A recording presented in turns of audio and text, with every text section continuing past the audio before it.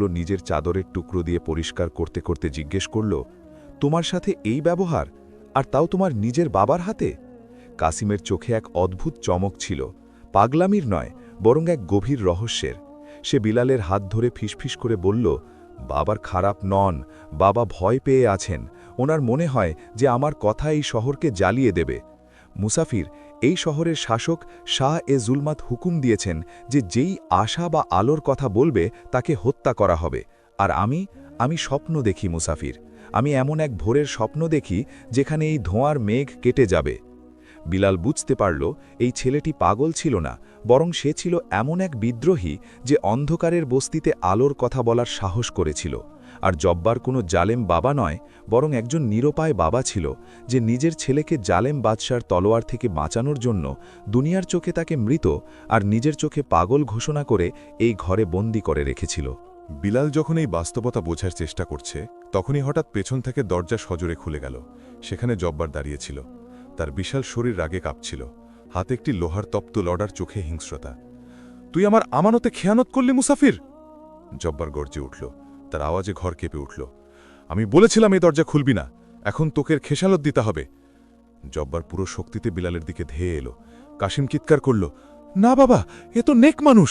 কিন্তু জব্বারের রাগ সপ্তম আকাশে ছিল।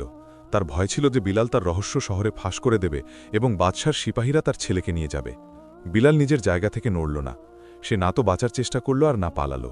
সে শুধু নিজের শান্ত নজর দিয়ে জব্বারকে দেখল এবং ধীর অথচ মজবুত গলায় বলল, জব্বার, সন্তানকে মৃত্যু থেকে বাঁচানোর জন্য তাকে জ্যান্ত কবর দিয়ে দেওয়া, এটা কি সেই রবের উপর ভরসা না করার সাজা নয়, যিনি অন্ধকার গর্তেও পোকাকে খাবার পৌঁছে দেন? জব্বারের হাত বাতাসেই থেমে গেল। তপ্ত রডটি তার হাতে কাঁপতে লাগল। এই কথাগুলো সরাসরি তার সেই ক্ষতে লাগল যা সে বছরের পর বছর লুকিয়ে রেখেছিল। পরিবেশে এক নিস্তব্ধতা নেমে এলো। ঘরের স্যাঁতসেঁতে বাতাসে বিলালের ঈমান আর জব্বারের ভয়ে মুখোমুখি ছিল। তখনই হঠাৎ বাইরে শহরে দামামা বাজার শব্দ শোনা গেল। এটা বিপদের সংকেত ছিল।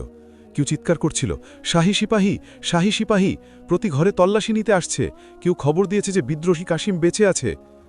জব্বারের মুখ ফ্যাকাশে হয়ে গেল। তার হাত থেকে রডটি পড়ে গেল। হি আল্লাহ, এখন কি হবে? সে অসহায়ভাবে মাটিতে বসে পড়ল। আমি বছরের পর বছর একে লুকিয়ে রাখলাম, আজ সব শেষ হয়ে যাবে। বিলাল এগিয়ে গিয়ে জব্বারের কাঁধে হাত রাখল। এখন তাকে একজন শ্রমিক নয়, বরং একজন পথপ্রদর্শক মনে হচ্ছিল।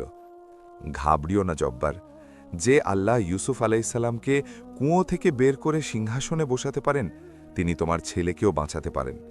কিন্তু এখন আমাদের লোহা দিয়ে নয়, বুদ্ধি দিয়ে কাজ নিতে হবে।